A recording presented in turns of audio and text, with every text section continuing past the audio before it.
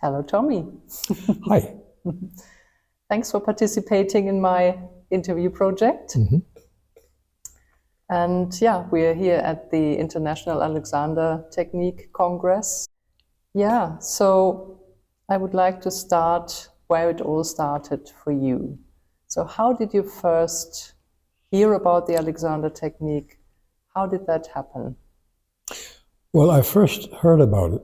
I was in California, Santa Barbara, California, at the University of California, Santa Barbara, working on a doctoral degree. And I had a theater company called Open Theater. And the university gave it to me to create a piece, a play.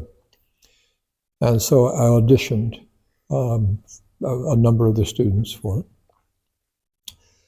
And when in rehearsal, we in those days you did things that you don't do now. We completely dismantled the theater when it gave it to us.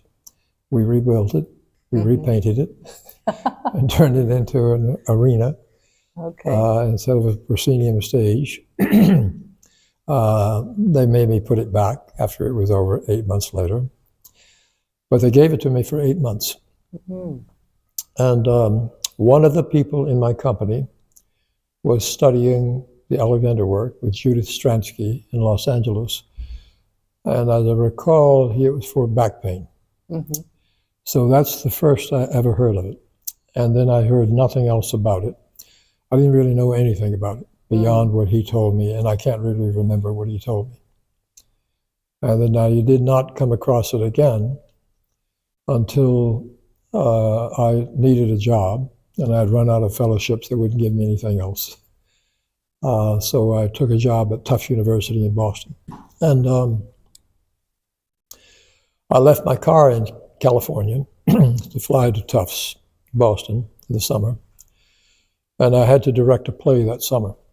So one of the actors in the green room was fiddling around with somebody's head and neck. And I said, "What are you doing?" He says, "The Alexander Technique." "What's that?" Because I really didn't know. And he said, "Well, the grandfather of the technique is here on campus, an older man. He's doing scientific research into the nature of the work in the psychology department." So I filed it away, knowing that I had to go back to California, pick up my car, and drive it across the country. And as soon as I got back, within a day or so, as I recall, I called Frank Pierce Jones. He was a classicist, and he was in poor health when he called Alexander. Alexander came to Boston for, well, he came every time there was a world war. He would leave London and come here because they had no students. So the second one, he came here, but it was over more quickly, and he went back to London after the first year. But he had a training course in Stowe, Massachusetts, outside of Boston. And Frank Pierce Jones learned of the technique. Oh, I'm remembering something else. He learned of the technique through Aldous Huxley. And Huxley wrote a book and featured Alexander as one of the main characters in the book, Eyeless in Gaza. And I just remember that I read, when I was 20 years old, I read, not Eyeless in Gaza, but he wrote I had a book of short stories, essays, Tomorrow and Tomorrow and Tomorrow. And the first one was Education of an Amphibian, and it was about the Alexander Technique. And I do remember when I was 20 years old, I read it, because I had no money whatsoever. And my future first wife was doing a show at Brendan Bayard in Ireland. And beside it, in Sausalito, California, was a bookshop. So while she was rehearsing every night, I would read books because I couldn't afford to buy them. So I read a lot of Aldous Huxley, and I read Tomorrow and Tomorrow. So that was the first time I heard about it. So I called Frank, and I told him I was interested in learning the technique. And at the time, I was about to engage in a lot of martial arts, Bakwa, Yingi, Tai Chi, and deep meditation. So I was already doing things like this. And I didn't do it for me. There was nothing wrong with me, I didn't think. I was interested in what I could do because with actors. Because an actor would often think they would be projecting something to an audience, when in fact their body language was projecting something entirely different. And I did have a bit of a conversation with the actor in the green room. And so I thought it might be interesting for me to explore. So Frank said, well, just come on over to the office and I'll give you work now. So I went over the hill, down the hill, to Frank's office. And I sat and talked to him for a couple of hours. And we talked about Alexander, Alexander's brother, Ayara. Talked about the work, the meaning of the work, why Frank studied, how he studied, and we talked a lot about his work with Aldous Huxley because Alexander was working with Huxley for years, and but Huxley was a generalist. He didn't want to just go into one thing, so he went into the Bates method for his eyesight, and Alexander got mad at him because you could only study the Alexander technique, nothing else. So he sent him to Frank. Oh, right. And Frank said, I remember Frank sitting behind his desk, and I picked up the phone and said, this is Aldous Huxley. Frank said, Aldous Huxley? You're calling me? So, and John Dewey was very instrumental in Frank's life, and he studied with Alexander and had lessons for 35 years, and concluding with Frank Jones. So we talked about that, and then he said, would you like a turn? And I said, what's a turn? And he said, well, I'll work with you in and out of a chair and something else, I forgot. And so he gave me some chair work. And I did not feel what people usually feel, a sense of lightness, a sense of integration, because I was, the way I tell the story, I was solid steel at the time, both physically and emotionally. I was going through a divorce. And the interesting thing for me was he was the first person ever to put hands on me and touch me, from whom I felt no threat. But I had never known I had felt threatened. That was kind of mind-blowing. Because you continued having lessons even though you didn't have I did that. I don't remember how many. I know I had 3 back-to-back. And by the third one, I walked up the hill and down to my office feeling light. So by the third one, I had at least gotten through that. I remained intrigued. And then I had work with Frank for a bit of the time. I don't remember how much, why, because I was in rehearsal for Macbeth in the fall semester. And I did Macbeth. And while I was directing Macbeth, I had no time to do anything else. And Frank and Helen, his wife, Frank Jones and Helen Jones, came to Macbeth. And they came up to me afterwards, and they enjoyed the show very much, which made me feel good. And I'm 29 years old. And Frank's about 68. So as a young man, older man mentor. So I was talking with him, and Frank said, something with regard to you didn't come back from lessons after the last lesson we had. I thought I'd done something wrong. I said, no, Frank, you didn't do anything wrong. I went into rehearsal for Macbeth. So I started studying again. So my work with Frank over a 3-year period was I would study for a period of time, get involved in theater again, either acting, directing, or get involved in something. And I would study with Frank, and at night I was studying with a Tai Chi Bakwa Yingi master at night. And then I was doing a lot of meditation. So those were the things I was doing. I was also studying wine from a wine merchant. So wine tasting, and keep everything toned down. So Frank and I became very close.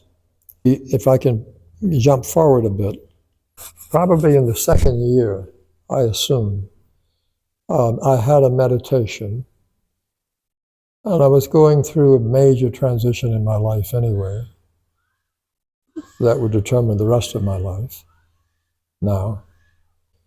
In the meditation, I saw my birth. And in the birth, I experienced why I experienced what I did with Frank, because the doctor was drunk. And so they couldn't let him deliver me. So the nurses were sobering him up with coffee. And in the meditation, I'm witnessing all of this. I see the doctor, I see the nurse, and I see who I thought was another nurse. It turns out to be my father's sister. And when my father died, his sister came to the funeral. This is years after that. I mentioned what I'm talking about now to my aunt. Yeah. And she said, "Oh, that's all true. I was there. I was with your mother holding her hand." So I know that I'm not making this up. And that's important to me. So when I crowned, the nurses would push me back. Now, when you crown, as you know, you deliver the baby. You don't push them back. They did this for an hour and a half. They risked your life. Well, we almost died.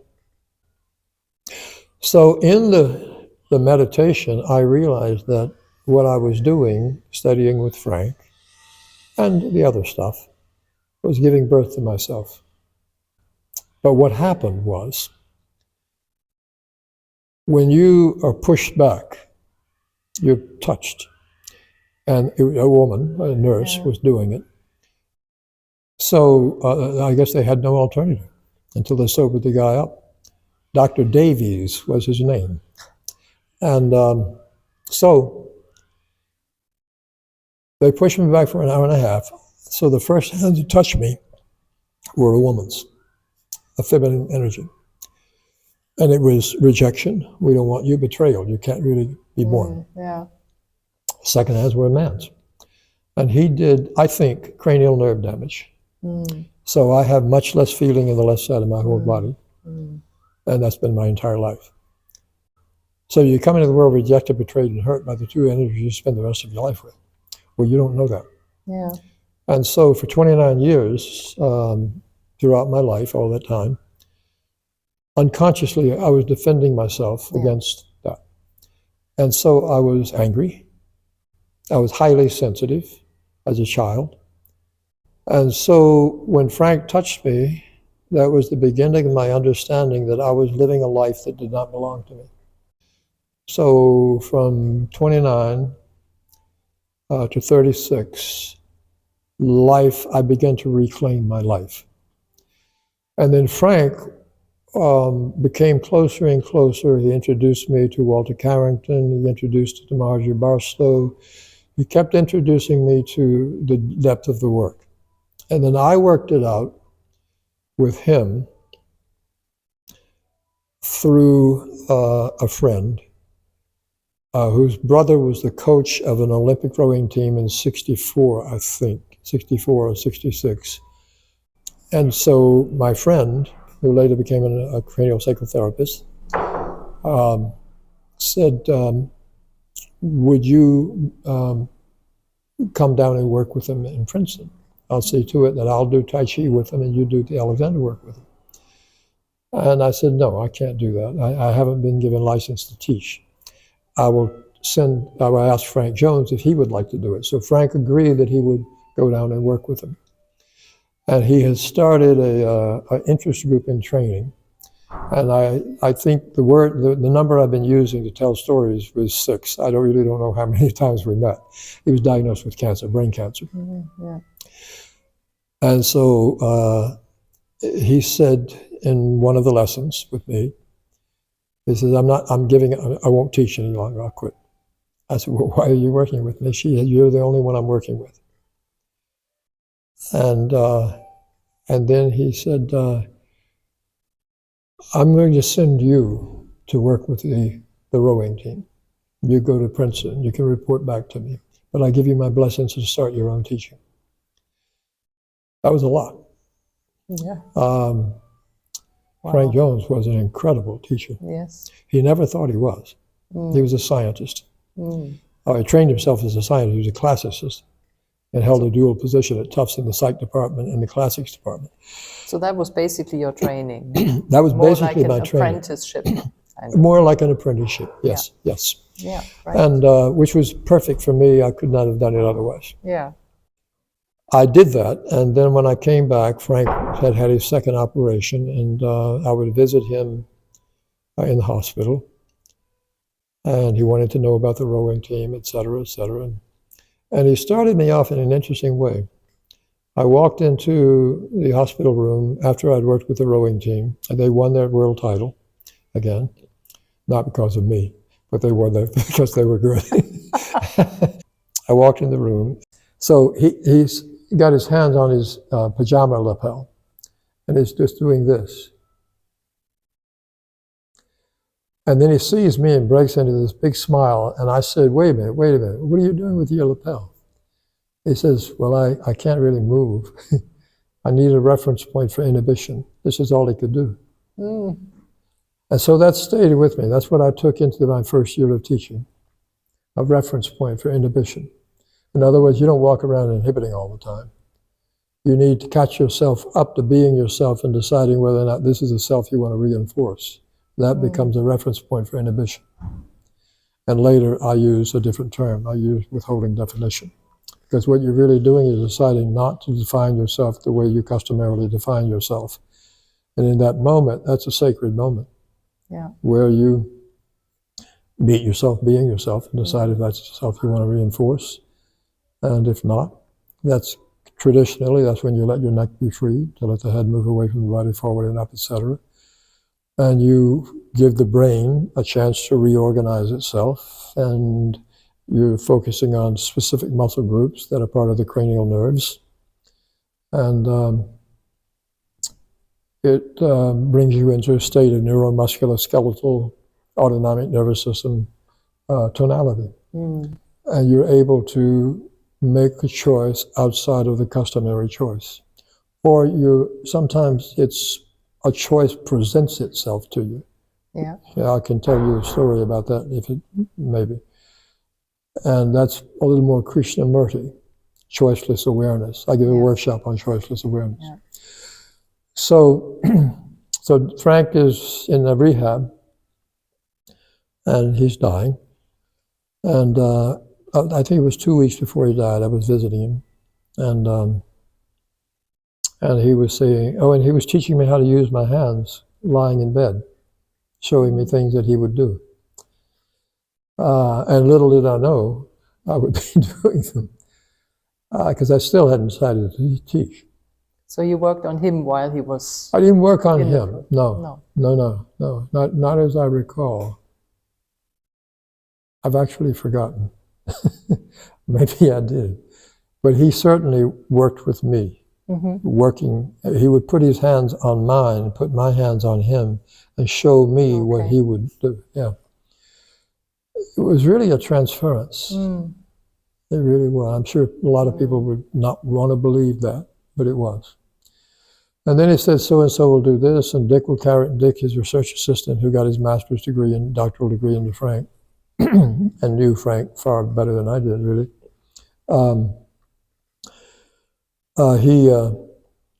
He said, Dick will carry on my research, and you, of course, will be my successor.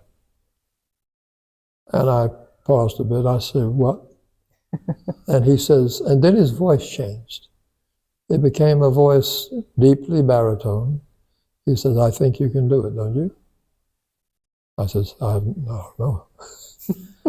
And I went out and told his wife. She said, forget it. And I didn't know what that meant, but I won't go into that. And so I thought about it for a year. And there were other extenuating circumstances going on too with the university, but I resigned. I left. Well, there was one other thing that happened that led to teaching this work, is that in 1974, after I'd worked with Frank for a couple of years, with him periodically,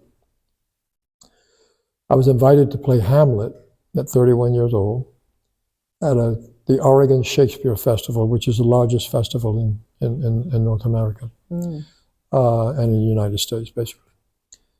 And so it was very prestigious, and they invited me to come play Hamlet at the quadricentennial of Shakespeare's birth, and to direct for 2 years. So I resigned from Tufts then to leave. But that was the year of the Arab embargo on oil, when there was no oil. Oh. If you remember that. Yeah. It was worldwide. Yeah. So there was no heat at Tufts in February. So it pushed my contract into the rehearsal period for Hamlet. So I had to choose whether to run and play Hamlet. Every actor's dream is to play Hamlet at 31 years old. I'd make a much better Hamlet now, I think. And, or to renege on the contract and go play Hamlet, or honor the contract and stay with my students. I chose to stay with my students. And then I developed some kind of something or other going on in here. So I went to Frank for 3 lessons, one after the other, and he fixed me up. And I said to myself, this time I'm going to stay with him without leaving and coming back, without leaving and coming back. And I did, basically. And we'd have lunch at the faculty club. He even took me out to lunch a couple of times in this restaurant near Tufts University.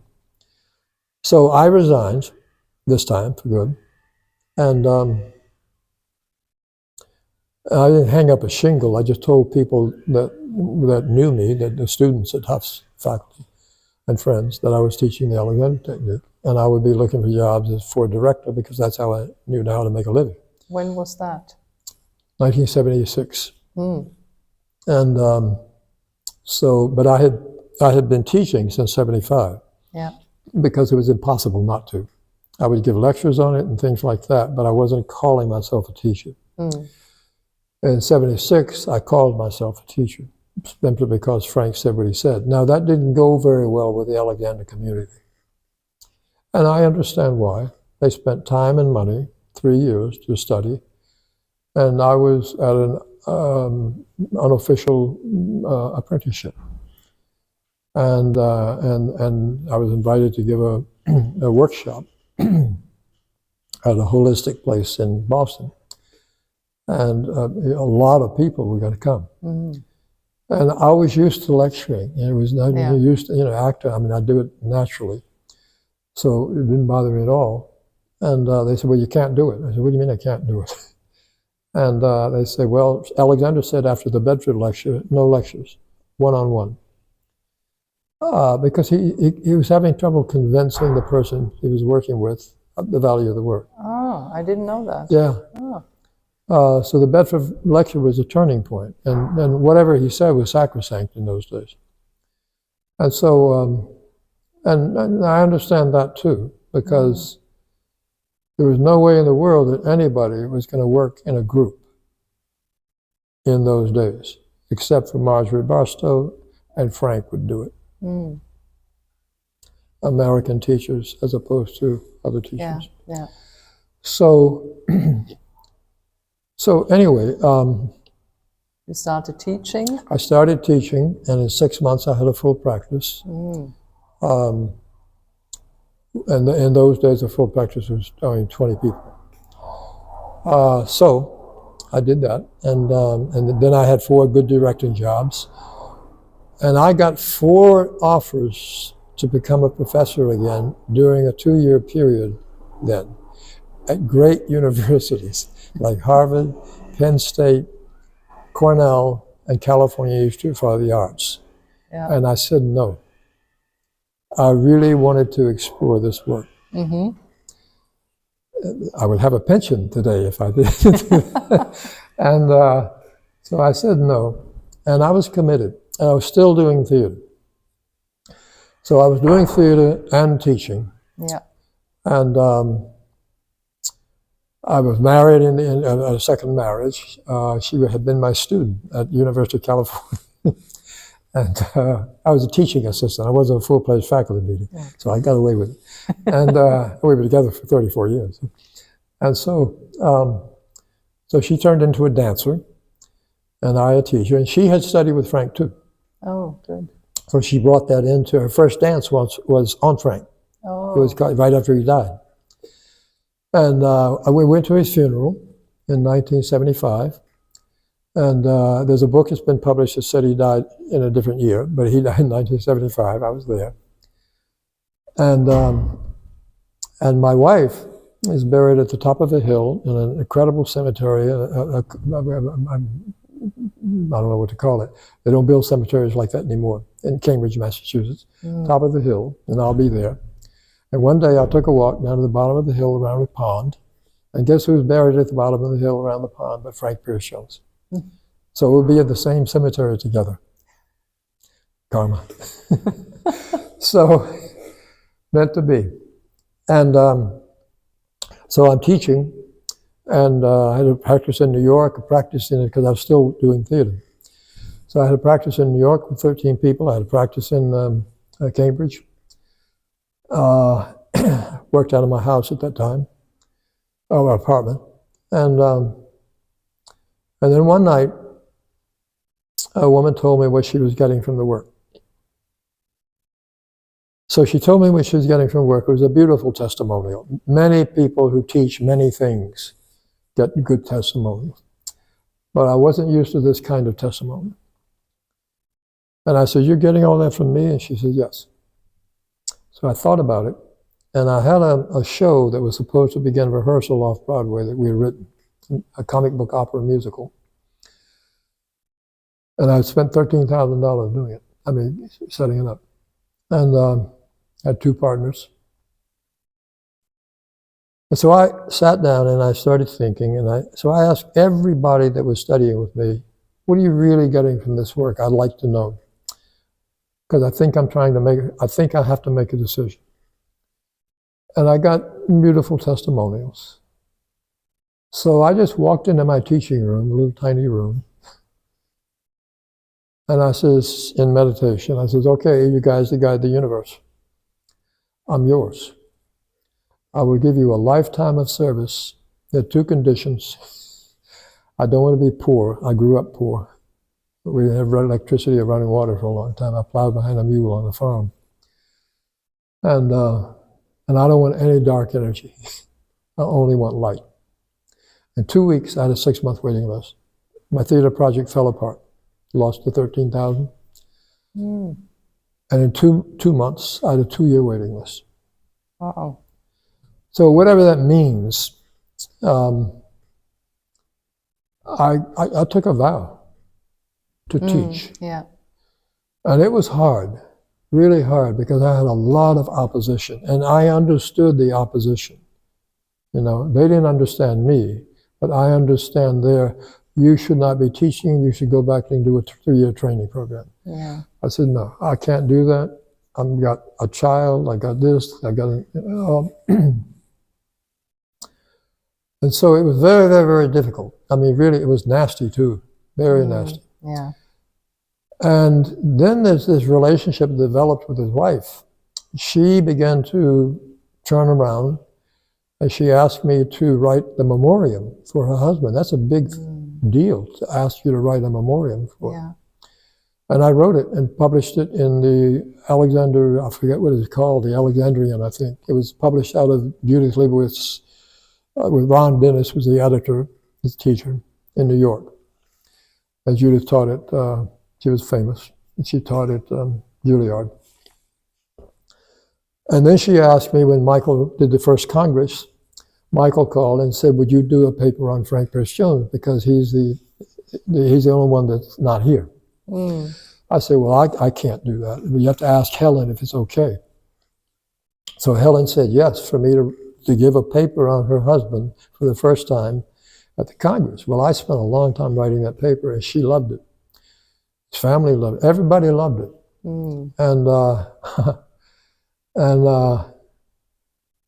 And she asked me to,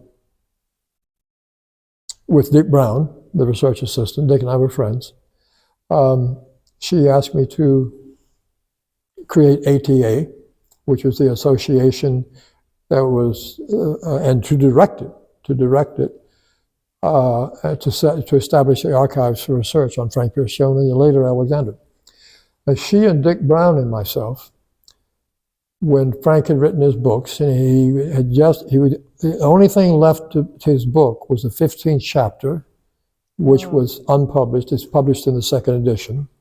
My paper is based on the 15th chapter on Frank. So I said, and if Ellen says yes for me to give a paper on her husband,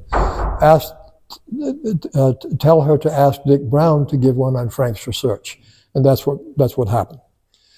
So we both gave papers on Frank, and that was in the time of the first Congress. That was the very first, mid-80s, when they were transitioning from stat to affiliated societies. Yeah, and that's when things got really political. So I gave the paper. I created an advisory board, which was almost got Nicholas Tinbergen to be on it.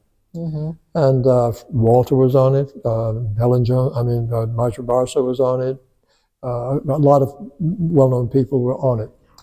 So I made it worldwide. I did all that. And but one day, Helen said to me, she said, "You have a lot of things that Frank didn't have. You also don't have a lot of things that Frank did have." I went, uh-oh. This is dangerous. And so I'm not going to go into names now, because it's not fair. But what happened was I decided to go ahead and apply to NASAT because it was easier for my people to come out of the training course and have somewhere to go. So I did that, and everybody just assumed that I would be accepted. And I didn't know how to answer the questions because I had no records of anything. And so I said, having lessons periodically during a 3-year period with Frank was to me the equivalent of a training. And people in NASAT went to Helen and told her that Tommy's claiming to have been trained by Frank, and she went livid. Got very mad because she wanted her, and I do not blame her at all, she wanted her husband to be remembered for his science and for his science contribution to the Alexander work, not as a teacher. Oh. And suddenly I didn't say what they said. I never claimed to have been trained. I said, to me, it was the equivalent, the way I worked with it. Yeah. And so she asked me to resign from the board. And that was hard. 13 years. And NASTAT people were there. She was there. Both of her sons were there. And she claimed that I had 30 lessons with Frank. Oh. And I have no idea how many I had. She claimed that I never visited him in the hospital. I said, Helen, we walked home together. I would walk you home at night after the hospital. She said, no, you didn't. So suddenly I realized I can't hold on to anything. I cried. I can't hold on to anything. So I resigned. And one of her sons said, the paper was so good, or something like that. Why did you do it? Thinking that I only had, and that I tried to manipulate my way. I only did what she asked me to do. Everything that I did, she asked me to do. So I was all set to quit again. I said, Helen, I have to give the paper again in Brighton at the Second Congress. Should I not give it? She said, no, you can do that. I just don't want to do business with you. Nothing personal. Oh, nothing personal. And my wife was there. I had an attorney with me. So anyway, I resigned. It was over. I went to Brighton. I gave the paper. Michael Frederick's 9-year-old came up to me and said, I really like your paper, sir. And then I went outside. I looked up again. I said, okay, you guys, the guy of the universe. Do I quit? Do I go back into theater? What do I do? And Marie-Francois Lefort walked up, a French teacher. She said, may I have a lesson? I said, yeah, but I don't want to go in where all the people are giving lessons to each other. Just do it right out here in front of the physics quadrangle. And so I'm standing there giving her a lesson. And then people, show up and they want to watch. They're watching, and pretty soon there's a queue, a line, a circle of people, big one. And I gave lessons for 3.5 hours. It was either 3.5 or 4.5. Just one after another after another. And I looked up, I got it. You take your truth to the people, not to an organization. And that ultimately led to ATI. Because of the body of people, I started traveling around, in one country after another. Yeah. And then I met David Gorman in New York, and I went, whoa, this guy is amazing. He was a state-of-the-art anatomy. 200 people applied to his training course when he announced his training in London. It took 20. Nobody does that. David is now ill in the hospital. Not the hospital, but at our home. And so that's how I got, I could go on and on and on and on, but that's how I got into the work. That's how I developed in the work. And I had to teach myself a lot. Frank did not do table work. I had lessons with a guy in town a number of times. I got a little gist of it, and then I taught myself by reading Raymond Dart's, I can't remember the name of the paper, it's a pivotal paper. It's about the spiral, double-based oblique spiral aspect of the musculature through the body. So I used that to learn table. Frank didn't do table work, didn't want to confuse it with relaxation. Yeah. He put me on the floor a couple of times to show me what it would be like. But that was it. Maybe we can go into the content of your work. Yeah. So how that developed, how your way of teaching developed. Well, that began with the first time he put his hands on me. When I experienced first person to touch me, ever to put hands on me from whom I felt no threat, that set in motion the desire. And before, I didn't have the meditation for 7 years later. But Frank, being scientifically trained, he went to Harvard to retrain himself as he was at classes at Brown University. And he worked with Alexander in Stowe, Mass. When Alexander came over, because there's no students in London, in the war, battle, and all that stuff. Alexander had a training school and a kids' school in Stowe, Mass, outside of Boston. And so for a year, then Alexander went back and they moved it to Media, Pennsylvania at the Friends School, and he did 2 years with AI. And so that's why you get a different little flavor of things. But his appreciation really was with what Walter taught. And they were friends. And I was friends with Walter. So Alexander's pull down, letting the head move away from the body forward and up as opposed to pulling it in. Frank wanted to give scientific credence to that. And what he could come up with was the startle reflex. It's a simultaneous contraction of the two major muscles, sternocleido and trapezius, and the result of which is this. And then the whole of you is pulled down into yourself. It runs throughout the body, and you go into a fight or flight, et cetera, et cetera, et cetera. And so people mistook that as saying that's what the Alexander pull down was. No, it was a neuromuscular pattern associated with the startle reflex, which mimicked the pull down that he described. Well, I knew that I had fear running through my life. It was based on the birth, but I didn't know that. But I wanted to see, because I was used to taking things into the field and trying them out. So I bought a 17-foot ocean kayak. I don't know if you've heard the story. I bought a 17-foot ocean kayak, not knowing how to kayak. I made friends with a lobster fisherman in Marblehead, Massachusetts, which is in a harbor, and then there's the ocean. And he showed me his new kayak. He said, that's a couple of $100, you can buy one. And it was 17 feet, ocean kayak, designed by Nat Hershoff, a famous designer. And these were made by his brother.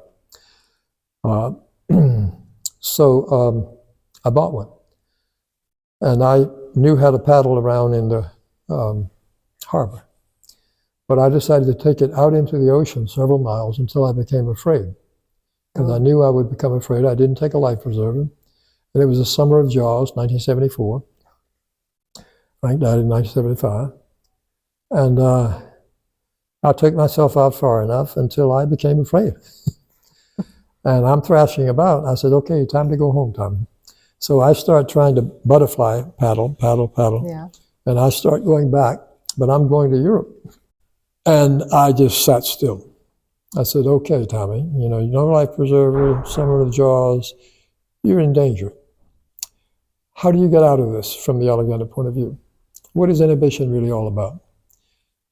And, but while I'm there, the paddle is like this. I'm sitting still, and I'm also looking out in front of me, looking for the land. You can't see the land. And the paddle is in the water, but the paddle is beneath the waves that you can see. Mm-hmm. And I was paddling in the waves. But now it's deeper, I'm not moving, and I feel the support of the ocean. I feel the support, a deeper movement of the ocean beneath the wave. And the wave distinguishes itself from the ocean, but it returns to the ocean.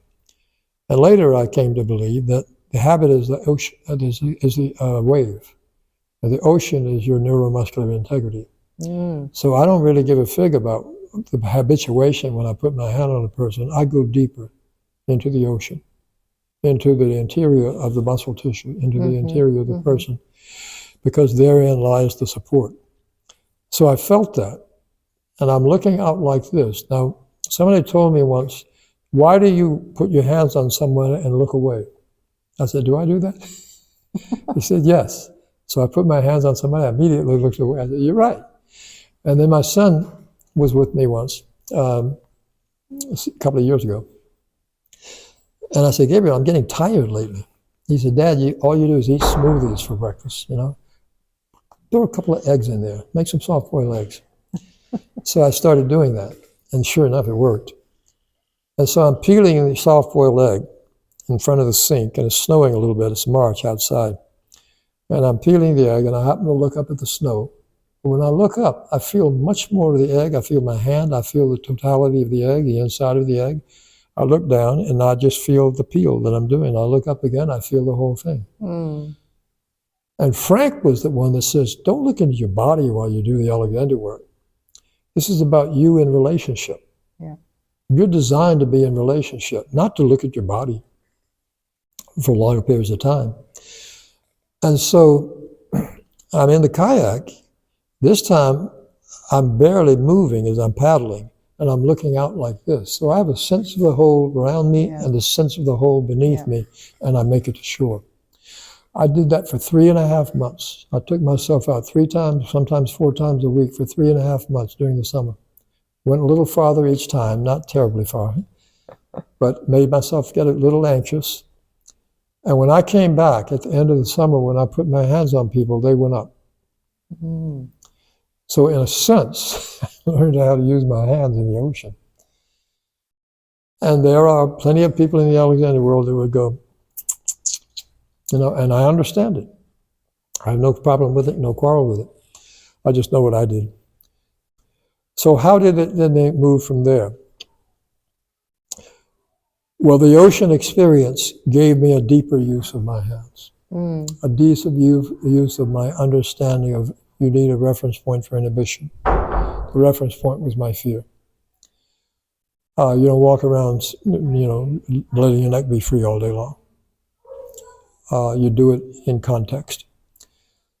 And it's a moment in time, and I call it a sacred space. The inhibited moment is a sacred space. The withholding, I call it withholding definition.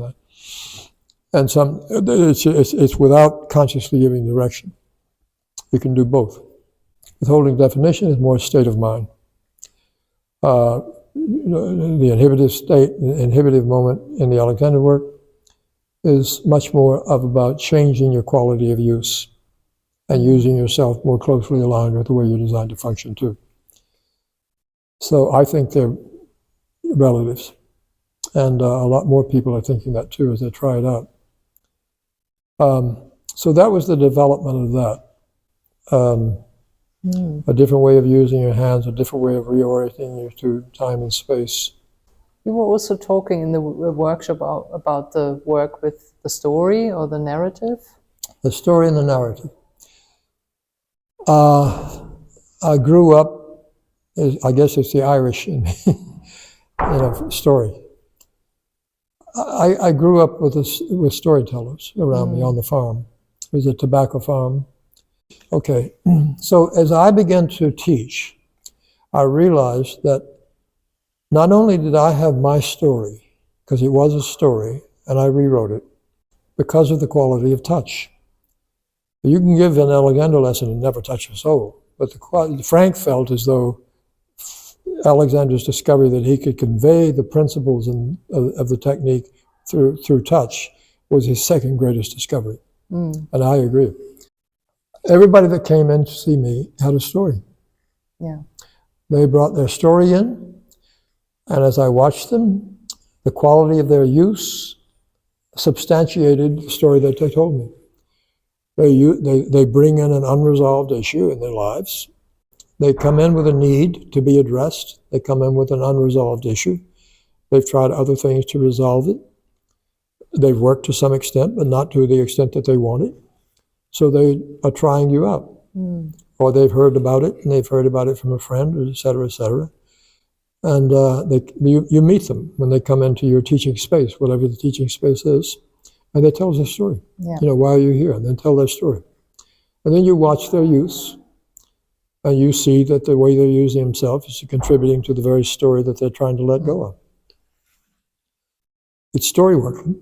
So when I was teaching in Harvard, and in Harvard, the appointment at Harvard was great because I was through the American Repertory Theater, and it was a 2-year master's program in advanced theater training. There were 36 people that would do it. 18 would come in new, and that 18 would leave, and another 18 would come in. So there was always 36 people there.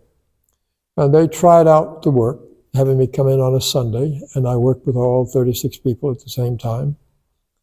And it changed a lot. And so, well, let's do some more of this. So I did the 2 years on a Sunday. I said, I don't want to work Sundays anymore.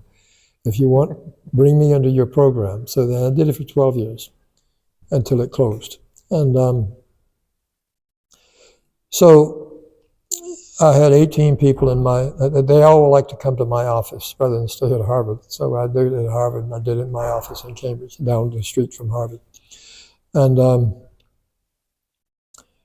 so we're there, and I do a go-around. We're meeting them for the first time. They're sitting around in a circle, and they're in the 20s, a great age to work with people and change. And they're all sitting straight up, like they think they're supposed to be posturally correct when they meet me.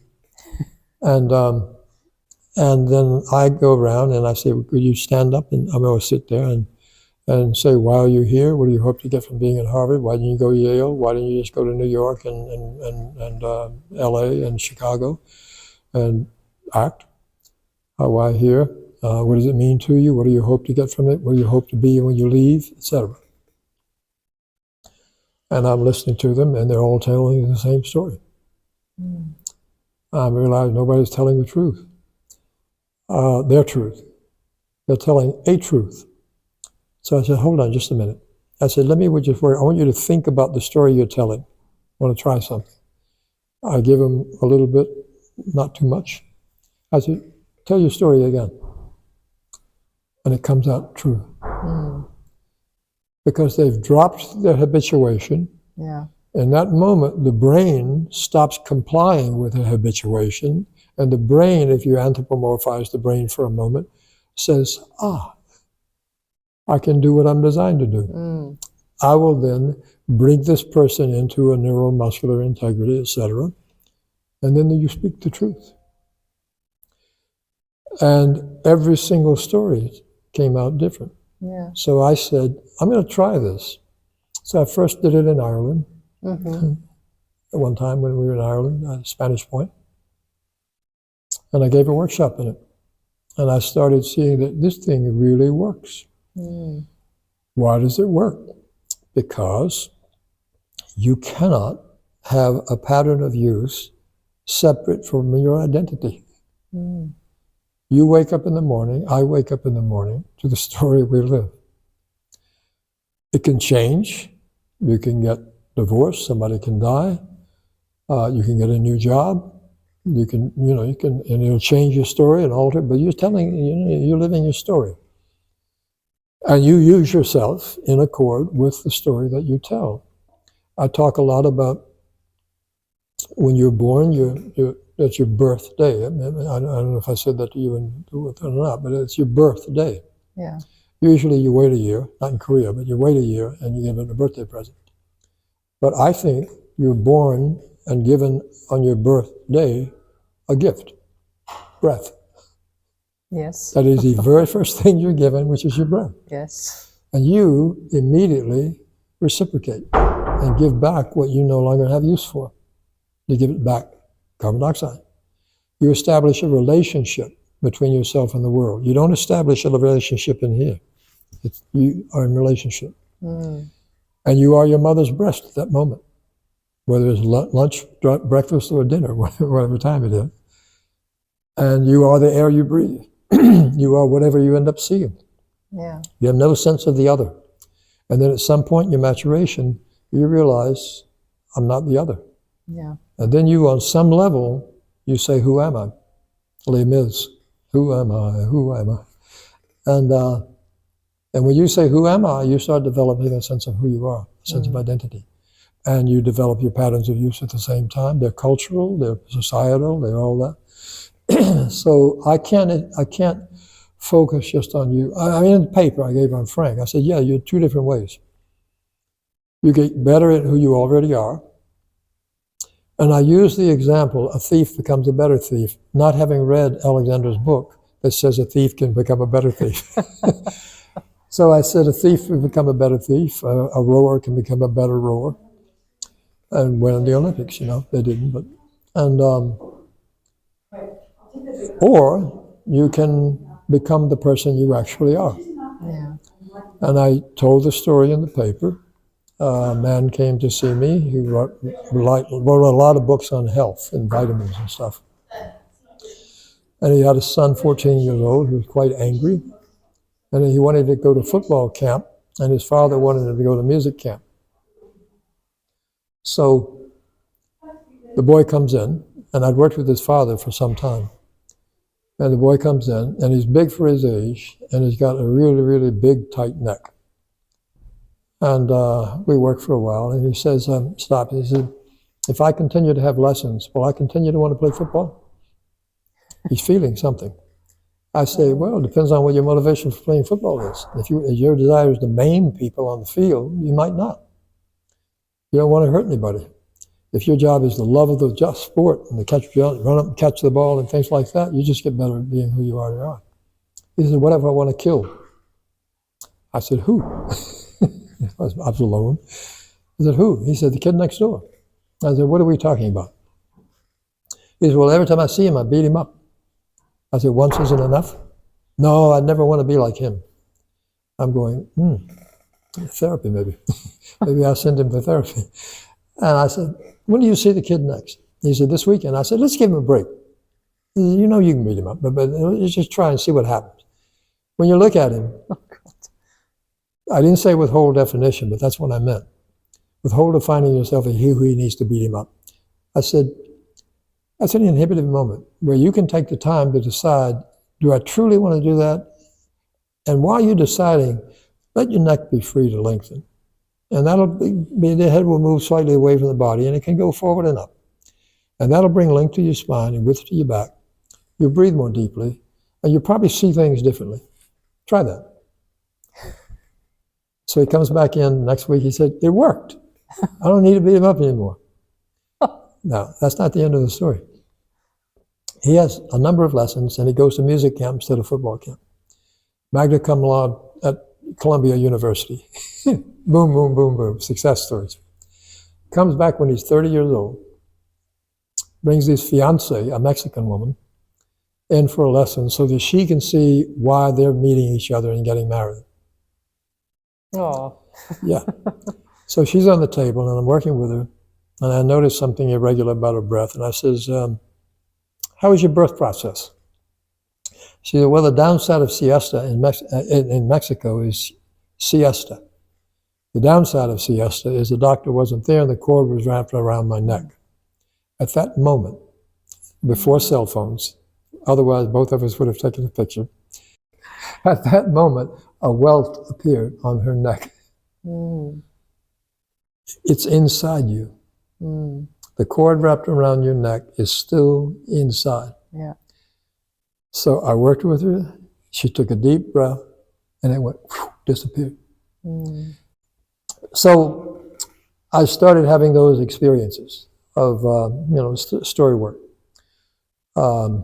coupled with use, and identity coupled with use. And so my focus is on that. Yeah. I mean, if a person comes in and they simply want to play better, they simply want to do something better, I do that. Yeah. But I often try to take them in a different, a cello player would come in and he said, this is far deeper than I thought it would be. I was just concerned about my posture. And then he would bring in a Zen koan every time that I had to solve. And he comes in with 2 cellos one night. I said, you're going to play both of them? He said, yep. And I want you to tell me which one's the better of the 2. Oh, the older of the 2. And then I want you to tell me why the one that was made for me personally, I can't make behave the way I want to. So I know nothing about music. So he plays, and then he plays the other. And I said, well, I think that one's the old one, had darker wood. And it sounded like other people had played it. He said, that's right. Why can't I make this one sound like that one? I can't make it do what I want to do. I said, well, you're married, you got a wife and 3 children. Can you make them do what you want to do? I doubt it. Said, I'm saying to the story because you experiment. I said, hand me your cello. Somebody told me it had a head and a neck and a back. And so I gave the cello a lesson. I gave it to the lesson. It's wood, it's got a vibration to it. I think on some deep, deep level, it might be appreciative if you appreciate it. People act better when they appreciate what they've been, you show them appreciation for who they are and what they've done. And I literally kept fiddling with it, putting my hands on the cello, and I handed it back to him, and he played it, and he said, it works. So I do that with every musician now.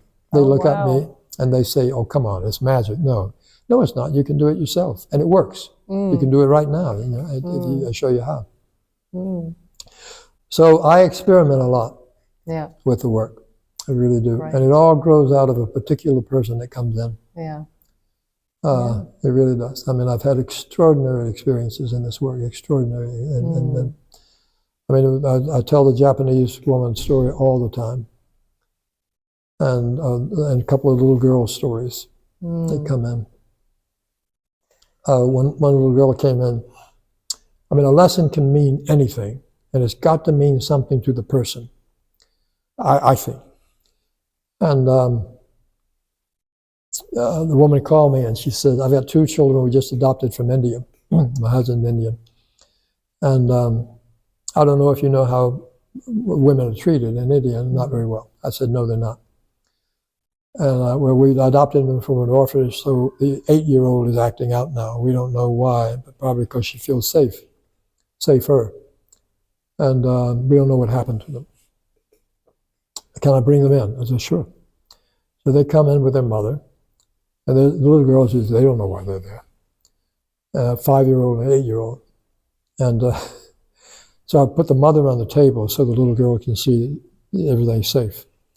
Work with the mother a little bit, and then I put the little girl on the table, and I'm working with her, and I'm feeling a lot going on. And I said, what are you sensing? What are you feeling? I said, I think with her I use the word feeling. I don't like to do it, but I use the word feeling. She said, I feel a happiness inside. I went, aha, there's the lesson. I said, well, I didn't give it to you. That happiness has always been with you. It's always inside. It can't be taken away from you. And sometimes, and then I get to the office, And at those years, I had a message machine. And the message, the woman said, one more bit of information. My husband told me last night he's going to divorce me, and we're telling the girls tonight. So that's when they came in for the lesson. Oh, gosh. So I know that this little girl is going to be told that night that a tragedy again in her life. Yeah. So she says, I feel a happiness inside. And I go, great, that's yours. I didn't give it to you and all that. I said, and sometimes a person will say something to you that makes you feel you don't have that happiness inside. But remember, I didn't give you that happiness. I took everything away from what was in you that kept you from experiencing that happiness. It's always inside. The lesson's over. You wonder where it's going. Woman came in next week, she said it worked. We yelled and screamed and cried and did everything you would expect us to do Friday and Saturday. And Sunday I was putting the girls to bed and I started crying. My little girl said, well, you can cry if you want to, but I'm going to remember what that man told me about my happiness being inside. So she'll remember that the rest of her life. That's a very so nice I story. think, if a person really wants me to change their use and do that, I will do that. But I know that you can go so deep with this work. Yeah. So deep. Yeah. So I probably teach his discoveries more than I teach the technique. Probably so. Yeah. So, of course, we can continue forever, and it's Yes, we super would. interesting. But I think there's a limited There's a limit. limited time. Okay. How can we wrap up the whole thing? Whoa. Well, a woman who assisted me for 30 years before she started her own training, Debbie Adams, she's known for tying the bow. In other words, when she gives a lesson, she ties the bow to the gift. She somehow gives you something to take away. And I think the bow that I tied for the little girl was, you have that, they can't take it away from you. Yeah. Because they really can't. Yeah. How do you tie this bow? I don't know, my life, oh boy.